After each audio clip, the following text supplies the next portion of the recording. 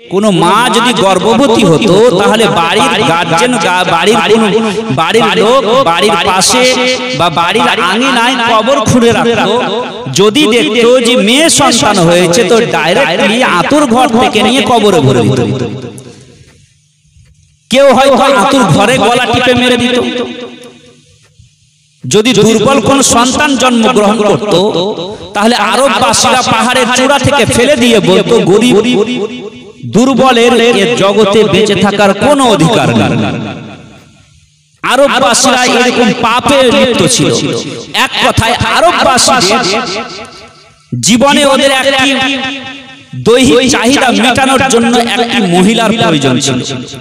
সে মহিলাটি কার মা, কার বোন, কার ভাবি, কার খালা, কার ফুফু দেখা তাদের কোনো প্রয়োজন ছিল। এইরকম পাপে নিমজ্জিত ছিল। মদ পান করা, শরাব পান করা, চুরি করা, ডাকাতি করা, লুট করা, রক্তের বদলে রক্ত, এই ছিল দেশ শাসনের নিয়ম নীতি। সামান্য সামান্য বিষয় নিয়ে 100-100 বছর ধরে লড়াই চলত। এই ছিল দুনিয়ার মধ্যে মুসলমান দুনিয়ার মধ্যে আরবের মধ্যে বিশেষ করে মহিলাদের এবং আরবের মানুষদের নিয়ম নীতি। রাসূল করিম সাল্লাল্লাহু আলাইহি ওয়াসাল্লামের আগমন হলো।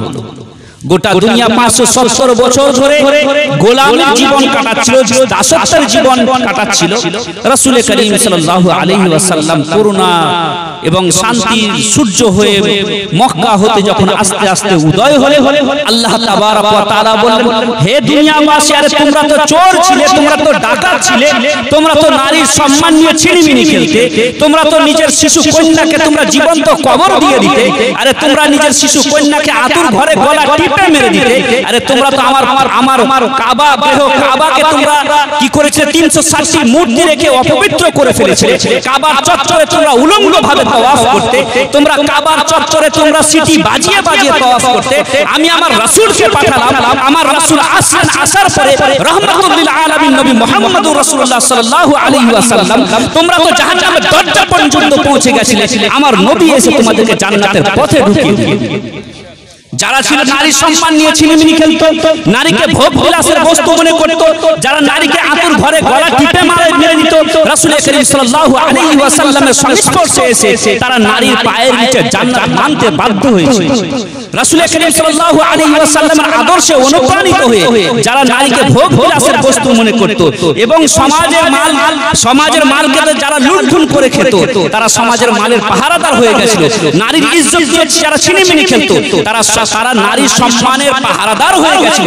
রাসূল করিম সাল্লাল্লাহু আলাইহি ওয়াসাল্লাম সেই আরবের বুকে আসেন, আসার পরে নারীর সম্মান এমন দিলেন যে রাসূল করিম সাল্লাল্লাহু আলাইহি ওয়াসাল্লাম গোটা জগৎকে বললেন, কারো যদি একটি শিশু সন্তান শিশু মেয়ে যদি কন্যা সন্তান কারো বাড়িতে জন্মগ্রহণ করে তো সে একটি জান্নাতের অধিকারী হবে।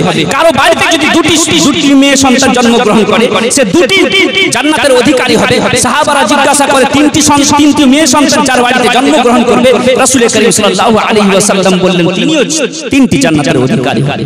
হুজুর সাল্লাল্লাহু আলাইহি ওয়াসাল্লাম আসলেন, আসার পরে সমাজের মধ্যে যে সমস্ত খারাপি ছিল, যে সমস্ত বর্বরতা এবং জুলম ও অত্যাচার ছিল, রাসূল করিম সাল্লাল্লাহু আলাইহি ওয়াসাল্লাম সে জুলম ও অত্যাচারকে দূর করে দিয়ে সুন্দর এবং সুস্থ সমাজ কায়েম করলেন। नारे तकबीर, नारे रिसालत। मुफ्ती शहीमुद्दीन अजहरी साहिब, मुफ्ती शहीमुद्दीन अजहरी साहिब जश्न ईद मिलादुन नबी। রাসূল করিম সাল্লাল্লাহু আলাইহি ওয়াসাল্লামের একজন কার্টুনিস্ট, নরওয়ের একজন কার্টুন বানিয়েছিল। হুজুর সাল্লাল্লাহু আলাইহি ওয়াসাল্লামের কার্টুন কিভাবে বানিয়েছিল? একটা কুৎসিত চেহারাওয়ালা মানুষ, তার মাথায় পাগড়ি আর পাগড়ির মধ্যে কয়েকটি বম আর নিচে লেখা আছে মুহাম্মদ সাল্লাল্লাহু আলাইহি ওয়াসাল্লাম। বলেন মারমা। কার্টুন বানিয়েছিল। হুজুর সাল্লাল্লাহু আলাইহি ওয়াসাল্লামকে দেখানো হয়েছে যে হুজুর সাল্লাল্লাহু আলাইহি ওয়াসাল্লাম হচ্ছেন একজন টেররিস্ট, সন্ত্রাসবাদী। হুজুর সাল্লাল্লাহু আলাইহি ওয়াসাল্লামকে আতঙ্কবাদী হিসেবে দেখানো হয়েছে, ইসলামকে আতঙ্কবাদীদের, সন্ত্রাসবাদীদের ধর্ম হিসেবে দেখানো হয়েছে। গোটা দুনিয়াবাসী এর নিন্দা করে, ভারতের সব ধর্মের মানুষই এর নিন্দা করেছিল। একবার চিন্তা করুন যে নবী সাল্লাল্লাহু আলাইহি ওয়াসাল্লাম যে যুগে আসেন আইয়ামে জাহেলিয়াতে, হুজুর সাল্লাল্লাহু আলাইহি ওয়াসাল্লাম যে যুগে আসেন সেই যুগে বর্তমান যুগে নারীদের তিনটি প্রকার হয়। একটি নারী হচ্ছে ওই নারী যে এখন পর্যন্ত বিবাহ হয়নি, আনম্যারিড। একজন ওই নারী যার স্বামী ইন্তেকাল করে গেছে। একজন ওই নারী যে তালাক প্রাপ্ত। তিনজন নারী, কিন্তু তিনজনই নারী, কিন্তু তিনটের কিন্তু ফিলিংস এহসাসাত কিন্তু আলাদা আলাদা, নাকি হুজুর? তিনজনের ফিলিংস আলাদা আলাদা। যে অবিবাহিত নারী তার ফিলিংস হয় আলাদা, যে তালাক প্রাপ্ত নারী তার ফিলিংস হয় আলাদা, যে অবিবাহিত যে কি বলে যে বেওয়া হয়ে গেছে, যার স্বামী মারা গেছে, তার ফিলিংস হয় আলাদা। আরো বড় মানুষ যে যার স্বামী মারা যেত তাকে এক কথায় সবচাইতে বড় মানুষ মনে করা হতো। সকালবেলায় উঠে কেউ যদি তাকে দেখে নিত তো মনে করতো যে দিনটাই আজ খারাপ হয়ে গেছে। আমাদের ভারতের বুকেও সতীদাহ প্রথা ছিল, আমরা জানি।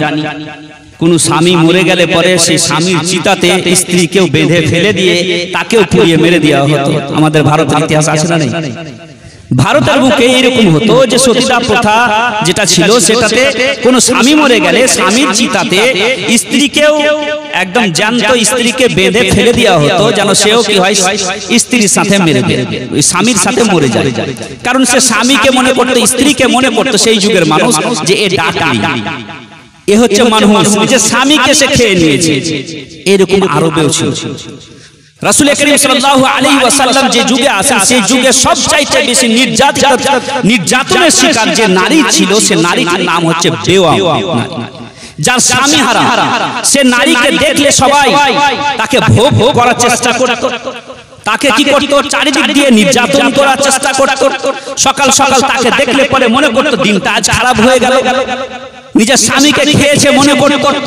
ওই সময় রাসূল করিম রউফুর রহিম সাল্লাল্লাহু আলাইহি ওয়াসাল্লাম 25 বছরের নবী মুহাম্মদ মুস্তাফা সাল্লাল্লাহু আলাইহি ওয়াসাল্লাম 40 বছর বয়সের হযরত আয়েশা, হযরত খাদিজাতুল কুবরা রাদিয়াল্লাহু তাআলা আনহা, যে সময় আরববাসীরা নারীকে জুতার মতো ব্যবহার করতে প্রস্তুত ছিল না, রাসূল করিম রউফুর রহিম সাল্লাল্লাহু আলাইহি ওয়াসাল্লাম 25 বছর বয়সে হযরত মা খাদিজাতুল কুবরা রাদিয়াল্লাহু তাআলা আনহা 40 বছর বয়সে, ওই সময় রাসূল করিম সাল্লাল্লাহু আলাইহি ওয়াসাল্লাম হযরত খাদিজাতুল কুবরা রাদিয়াল্লাহু তাআলা আনহাকে বিবাহ করে গোটা জগৎবাসীকে এই সুসংবাদ দেন, গোটা জগৎবাসীকে এই মেসেজ দেন, হে জগৎবাসী, তোমরা তো নারীকে তোমরা ডাকানি মনে করছো, নারীকে তোমরা মানুষ মনে করছো, নারীকে সকাল সকাল দেখলে পরে তোমরা নিজের দিনটাকে খারাপ মনে করছো।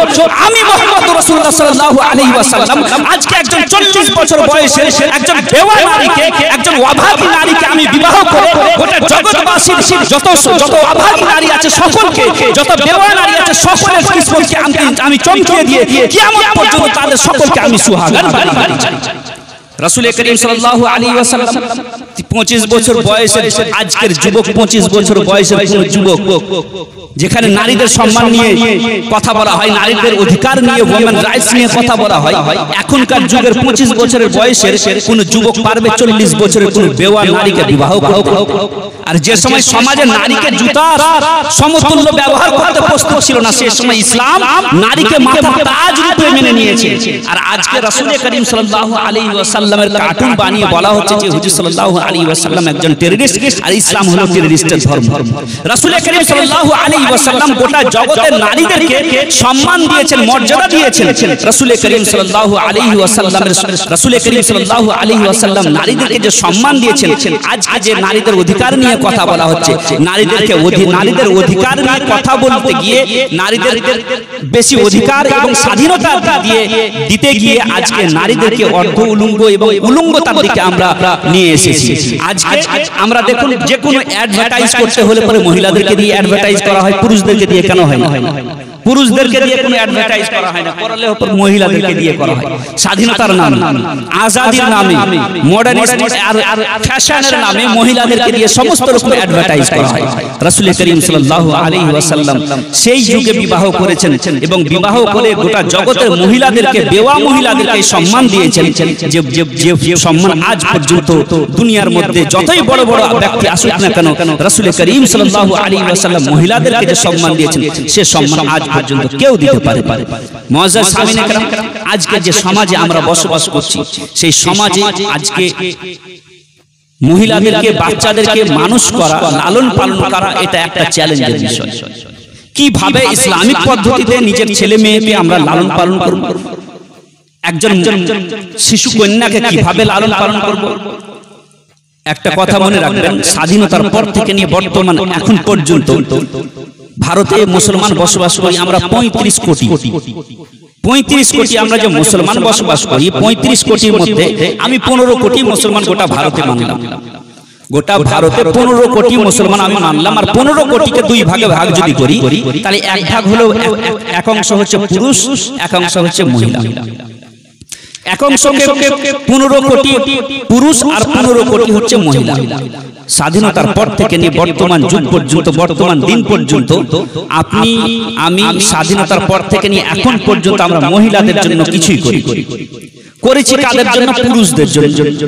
যত রকম স্কুল, কলেজ, ইউনিভার্সিটি যা বানিয়েছি সবই আমরা এই 15 কোটির জন্য বানিয়েছি। আপনি দেখেন একটা মালদা মুর্শিদাবাদের মধ্যে একটি মেয়েদের একটি কলেজ আছে, ইউনিভার্সিটি আছে, মুসলিম মেয়েদের জন্য পড়ালেখার ভালো ব্যবস্থা করার জন্য একটা ভালো কলেজ, ইউনিভার্সিটি আছে? আমরা গ্রামে গ্রামে মাদ্রাসা বানিয়েছি পুরুষদের জন্য, ছেলেদের জন্য। আরে যে জাতির এক অংশ, যে জাতির 15 কোটি পুরুষদের জন্য শিক্ষার ব্যবস্থা করে, আর যে জাতি 15 কোটিকে এমনি মূর্খর মতো ছেড়ে দেয়, সে জাতির কোনো উন্নতি আসতে পারে? আরে রাসূল করিম সাল্লাল্লাহু আলাইহি ওয়াসাল্লাম তো সেই যুগে বলেছেন উতলুবুল ইলমা ওয়ালাউ বিসিন, এবং বলেছেন কি মায়ের কোল থেকে নিয়ে কবর পর্যন্ত শিক্ষা অর্জন করো। আর মানুষজনের মধ্যে, পুরুষদের মধ্যে কোনো পুরুষ যদি খারাপ হয় তো সে নিজে খারাপ হয়, সে যদি বরবাদ হয় তো সে নিজে বরবাদ হয়, সে যদি মাতাল হয় তো সে নিজে মাতাল হয়ে নিজের জীবনকে শেষ করে দেয়। কিন্তু একজন মহিলা যদি খারাপ হয়, একজন মহিলা যদি সুন্নতে মুস্তাফা থেকে দূরে চলে যায়, একজন মহিলা যদি শরীয়তের পাবন্দি থেকে দূরে চলে যায়, তাহলে দেখা যায় সে মহিলা শুধু খারাপ হয় না, বরং সে মহিলা নিজের সাথে সাথে নিজের সমাজকেও খারাপ করে দেয়। আমরা দেখতে পাই, আবার যদি কোনো পুরুষ যদি ভালো হয় তো সে নিজে ভালো হয়, হয়তো নিজের সমাজের আশপাশের লোককে ভালো করে। কিন্তু একজন মহিলা যদি ভালো হয়, একজন মহিলা যদি সুন্নতে মুস্তাফার প্রতি আমল করনে ওয়ালি হয়, শরীয়তের পাবন্দ করনে ওয়ালি মনে হয়, শরীয়তের পাবন্দ করনে ওয়ালি যদি হয়, তাহলে দেখা গেছে ওই রকম নারীর পেট থেকে কম করে কম বেশি 300 জন নবী ও রাসূলগণ জন্মগ্রহণ করেছেন। 300 নবী ও রাসূল জন্মগ্রহণ করেছেন ওই মহিলার পেট থেকে, যে মহিলা শরীয়তের প্রতি আমল করেছে। আজকে 15 কোটি মুসলিম ছেলেদের জন্য সব কিছু করলাম, আর 15 কোটি মুসলিম মহিলাদের জন্য কিছুই যদি না করি, যেটা সমাজের জন্য সবচাইতে বেশি দরকার। আজকে বৈজ্ঞানিকরা বলছে যে সবচাইতে বেশি একজন শিশু সন্তানের জন্য সর্বপ্রথম শিক্ষার জায়গা হলো তার মায়ের কোল। আর সে মায়ের কোল, সে মাকেই যদি আমরা অন্ধকারে রাখি, সে মাকেই যদি আমরা মূর্খ রাখি, তাহলে বলুন সমাজের শিক্ষা কোন দিকে যাবে? আজকে আমরা মায়েদের শিক্ষার দিকে আমরা একটুকুও ভাবছি না। রাসূল করিম সাল্লাল্লাহু আলাইহি ওয়াসাল্লাম সেই যুগে পড়তে বলেছেন, লিখতে বলেছেন, সেই যুগে রাসূল করিম সাল্লাল্লাহু আলাইহি ওয়াসাল্লাম শিক্ষার কথা বলেছেন। আজকে মায়েদের, আজকে যে যুগে আমরা বসবাস করছি, সেই যুগে ছেলে মেয়েদের শিক্ষা অর্জন করা, ছেলে মেয়েদেরকে লালন পালন করা ইসলামিক পদ্ধতিতে, এটা বড়ই চ্যালেঞ্জের বিষয়। আমি কয়েকটি কথা বলে আমার বক্তব্য ইতি করব। আপনারা অনেকক্ষণ ধরে আছেন। সবচাইতে বড় কথা হচ্ছে যে বৈজ্ঞানিকরা এটা বলেন যে একজন কচি শিশু বা একজন কচি সন্ততি নিজের যখন সে জন্মগ্রহণ করে, তার শৈশব কাল থেকে নিয়ে জীবনের 18 বছর পর্যন্ত সে নিজের যত কিছু করে, সে নিজের পরিবেশ পরিজনদের কাছ থেকে, নিজের পরিবারের লোক থেকে যা দেখে, সেটাই জীবনের 18 বছর পর্যন্ত, 18 বছর বয়স পর্যন্ত সেটাই অনুসরণ করে, অনুকরণ করে। আজকে দেখুন, একজন কচি শিশু যখন নিজের বাড়িতে জন্মগ্রহণ করে, তো পিতা মাতা, আত্মীয় স্বজন, পরিবারের লোককে দেখার পরে সে শিক্ষা অর্জন করে। একটা কচি শিশু যখন নিজের পিতা মাতাকে, একটা কচি শিশু সন্তান সন্ততি যখন নিজের পিতাকে চুরি করতে দেখে, তো মনে করে চুরি করা ভালো কাজ, শরাব পান করতে দেখে তো মনে করে শরাব পান করা ভালো কাজ। ওই রকম কোনো মেয়ে যদি নিজের মাতাকে যদি নামাজ না পড়তে দেখে, হজ এবং যাকাত এবং রমজান পেয়ে, রমজানের মাস পেয়ে রোজা না থাকতে দেখে, সুন্নতে মুস্তাফার প্রতি চলতে না দেখে, সারা রাত সারা দিন শুধু মোবাইল আর সোশ্যাল মিডিয়া চালাতে দেখে, সে মেয়েটা সোশ্যাল মিডিয়া এবং সারা দিন সারা রাত সে মোবাইল নিয়ে ব্যস্ত হয়ে পড়ে। কিন্তু কোনো মেয়ে মেয়ে যদি নিজের মাকে, কোনো মেয়ে যদি নিজের মাকে যদি সুন্নতে মুস্তাফার প্রতি আমল করতে দেখে, নামাজ পড়তে দেখে, রোজা করতে দেখে, তাহলে সে মেয়ের দিলের মধ্যেও খোদা ভীরুতা চলে আসে। সে মেয়ে নিজেও নিজের দিলের মধ্যে আল্লাহ এবং তার রাসূলের মহব্বত তার নিজের মধ্যে নিয়ে আসে। এবার আসুন রাসূল করিম সাল্লাল্লাহু আলাইহি ওয়াসাল্লামের বাড়ির দিকে একবার যাব। হুজুর সাল্লাল্লাহু আলাইহি ওয়াসাল্লাম কি করতেন? নিজের পরিবারের মেয়েদেরকে, নিজের পরিবারের সন্তান সন্ততিকে কিভাবে লালন পালন করতেন, একবার রাসূল করিম সাল্লাল্লাহু আলাইহি ওয়াসাল্লামের বাড়ির দিকে যদি আমরা দেখি, তাহলে দেখতে পাই যে হুজুর সাল্লাল্লাহু আলাইহি ওয়াসাল্লাম যখন বাড়ি যেতেন, তখন বাড়ি যাওয়ার পর, আজকের যুবকদের জন্য বলছি, রাসূল করিম সাল্লাল্লাহু আলাইহি ওয়াসাল্লাম যখন বাড়ি যেতেন, বাড়ি যাওয়ার পর নিজে হাতে ঝাড়ু লাগাতেন। রাসূল করিম সাল্লাল্লাহু আলাইহি ওয়াসাল্লাম নিজে হাতে বাড়ির সংসারের যে কাজগুলো আছে সেই কাজগুলো করতেন। রাসূল করিম সাল্লাল্লাহু আলাইহি ওয়াসাল্লাম সংসারের কাজ করতেন। আজকের যুবকরা মনে করে এগুলো হয়তো গুনার কাজ নাকি, আজকে মনে করে যে এগুলো হয়তো গুনার কাজ। রাসূল করিম সাল্লাল্লাহু আলাইহি ওয়াসাল্লাম যে যুগে আসেন, দোয়া করে যাবেন, বসেন বসেন। আজকে যুবকরা মনে করছে যে এগুলো গুনার কাজ। বাড়িতে গিয়ে স্ত্রীর হাতে, বাড়িতে গিয়ে স্ত্রীর সাথে যদি কাজ করি তো আমার বোধহয় প্রেস্টিজ ডাউন হয়ে যাবে, আমার সম্মান চলে যাবে। আর হুজুর সাল্লাল্লাহু আলাইহি ওয়াসাল্লাম বলছেন যে যে যুগে সুন্নতের প্রতি আমল করনে ওয়ালা থাকবে না, সেই সময় কেউ যদি আমার মরা সুন্নতকে জিন্দা করে, তাহলে সে 100 শহীদের সে নেকি পাবে, 100 শহীদের নেকি পাবে। আমি বাড়ি গিয়ে যদি ঝাড়ু লাগাই, নিজের স্ত্রীর সাথে কাজ করে দিই, আর মনে করি যদি এটা সুন্নতে রাসূল সাল্লাল্লাহু আলাইহি ওয়াসাল্লাম, তাহলে চিন্তা করুন 100 শহীদের আমরা নেকি পাবো। রাসূল করিম সাল্লাল্লাহু আলাইহি ওয়াসাল্লাম কি করলেন? বাড়ি যখন যেতেন, বাড়িতে গিয়ে নিজের সংসারের যত কাজ আছে সেগুলো করার পর রাত্রি বেলা হতো যখন, তখন আল্লাহর প্রেমে মগ্ন হয়ে, আল্লাহর ধ্যানে মগ্ন হয়ে পড়তেন। সারা রাত খোদার দরবারে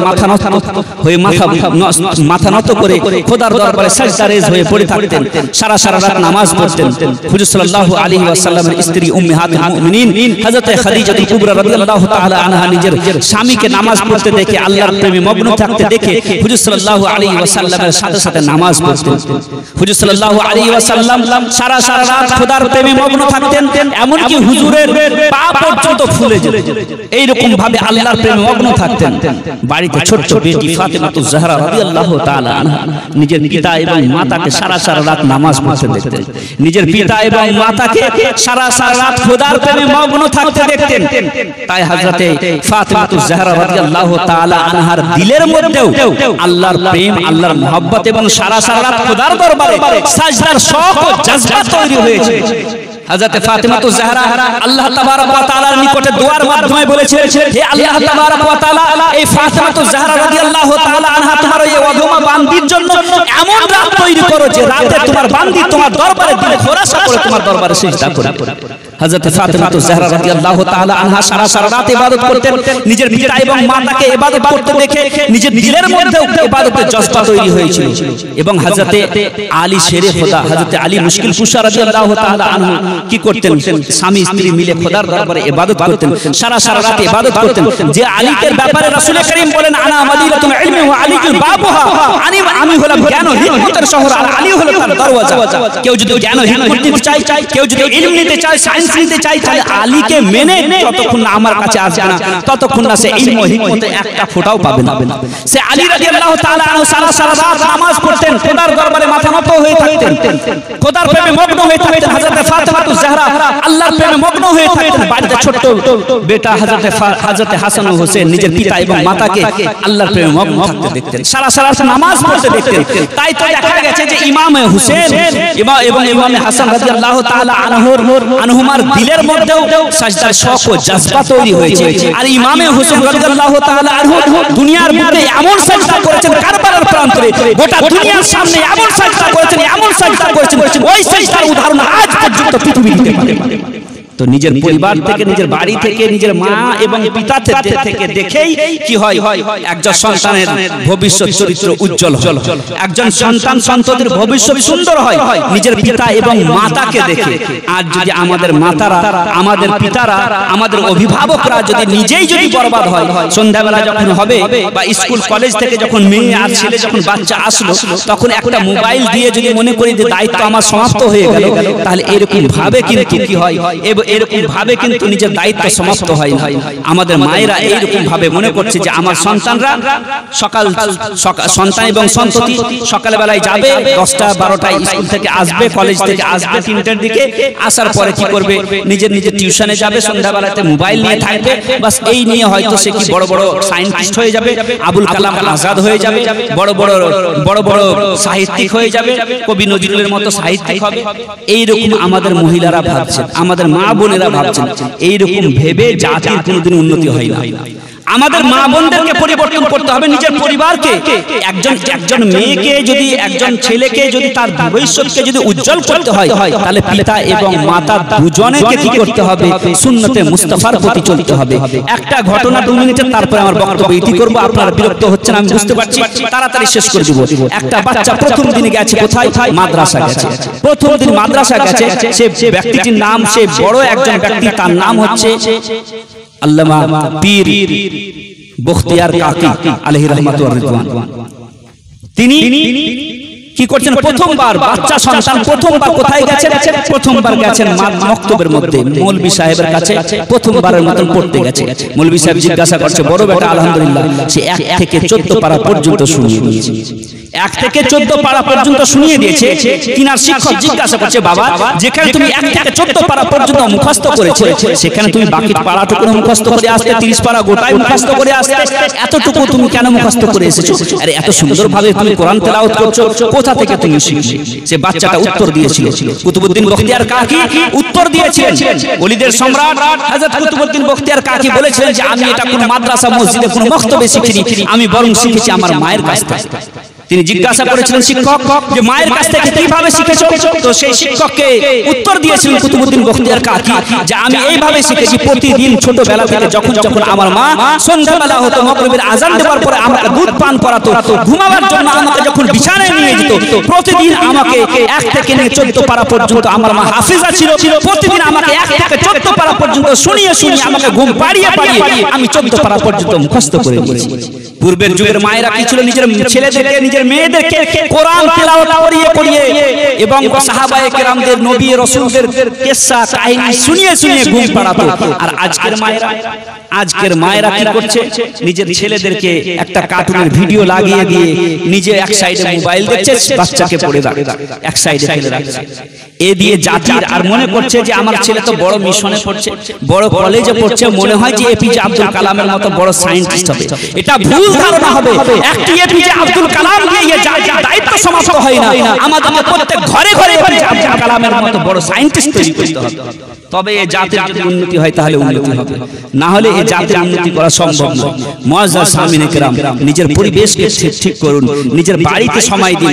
বিশেষ করে যুবকদেরকে বলবো যে সন্ধ্যাবেলা হবে অফিস বা যেখান থেকে কাজ করে এসে বাইরে রোডের ধারে গিয়ে আড্ডা না দিয়ে নিজের পরিবারকে সময় দিন, নিজের সন্ততিকে সময় দিন, নিজের ছেলে মেয়েদেরকে তাদের শিক্ষার দিকে গুরুত্ব দিন, নিজের ছেলে মেয়েদেরকে ইসলামিক তালিমে তাদেরকে শিক্ষা দিন, তাদের কাছে সময় অতিবাহিত করুন।